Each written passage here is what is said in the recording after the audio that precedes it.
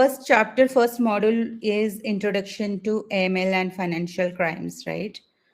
So we will just describe here like what is AML and what are the stages of AML, and how financial crime started, and what is financial crime, what all are coming under financial crime. Okay, so yeah.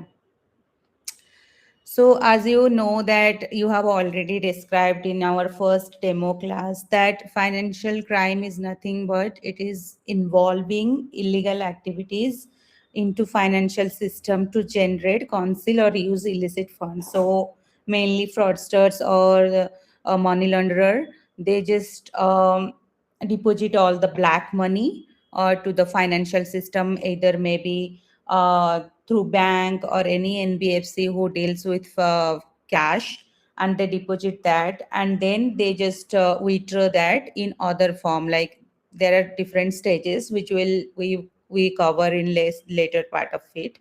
So so this is what called financial crime, like crime which is related to finance or money.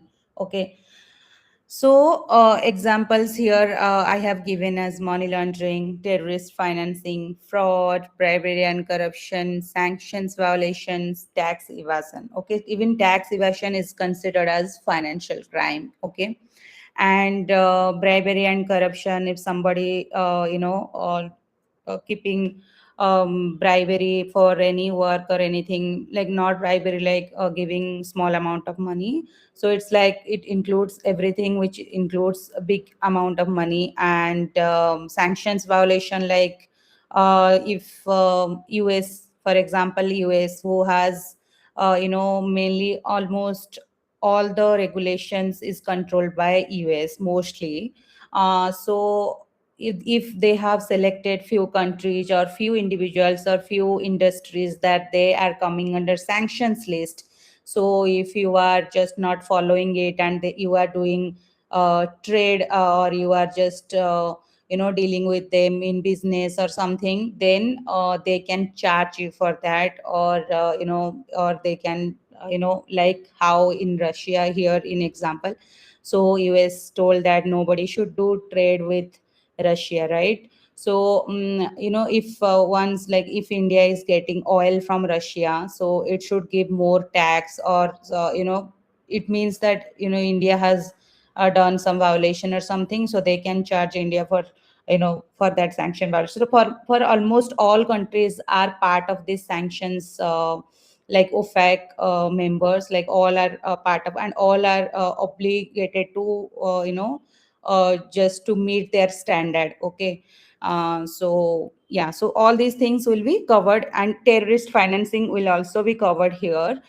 So after that attack in US in 2001, right? September 9 2001 attack. So terrorist financing has given the most priority, because the people who has black money and they are doing business or something, if they have more black money, so they can involve in any kind of terrorist financing. So they can provide their black money to terrorist groups, or their for their religious belief or something, right? So that's the reason it has been included in financial crimes. But there is one difference between money laundering and terrorist financing, which is like money laundering only black money will get converted to white money. However, in terrorist financing, any money, it can be white money, it can be black money. Okay, so if somebody wants to fund that terrorist group, so it should not be only from one source like black money. Okay, it can be from black money, it can be from white money as well. So that's the reason, that is the main difference between money laundering and terrorist financing, that money laundering only involves the black money, and the terrorist financing can be drawn from different sources like black money and white money. So that we'll cover later part.